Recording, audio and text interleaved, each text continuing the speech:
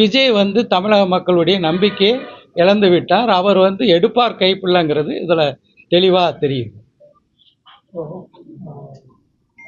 இஸ்லாமியர்களுக்கு உரிய பிரதிநிதித்துவம் வந்து சட்டமன்றத்திலே இல்லை, நாடாளுமன்றத்திலே இல்லைங்கிறது அருளான ஒரு பார்வையாக இருக்கு.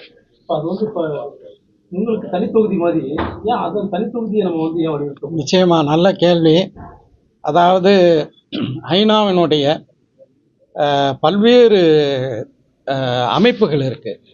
அப்போ அந்த ஐநாவினுடைய பல்வேறு தீர்மானங்கள் 1998 2000 ஐநா வெளியிட்டிருக்கக்கூடிய பல பிரகடனங்கள், உதாரணமாக சொல்ல வேண்டுமென்றால் அதாவது united nation declaration of minority rights, அதாவது சிறுபான்மை உரிமைகளுக்கான ஐநாவினுடைய பிரகடனம். அந்த பிரகடனத்தில் மிக தெளிவாக சிறுபான்மையினராக மக்கள் வாழக்கூடிய, அது பல்வேறு நாடுகளில் பல வகையான சிறுபான்மையினர்கள் இருக்காங்க.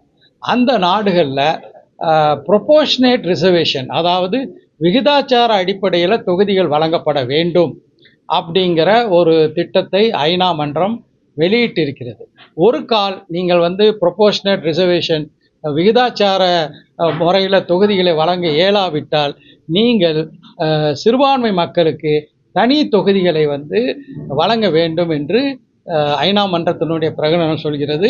அதில் குறிப்பாக இந்தியாவை மேற்கோள் காட்டி பட்டியலின மக்களுக்கு எப்படி வந்து தனி தொகுதிகள் இருக்கிறதோ அதே போல் இந்தியாவில் உள்ள சிறுபான்மையினர்களுக்கு தனி தொகுதி அளிக்கப்பட வேண்டும் என்பது மனிதநேய மக்கள் கட்சி சொல்லக்கூடிய செய்தி அல்ல. இந்தியாவும் ஏற்றுக்கொண்டு இந்தியாவும் கையொப்பமிட்டிருக்கின்ற, உதாரணமாக சொல்லணும்னா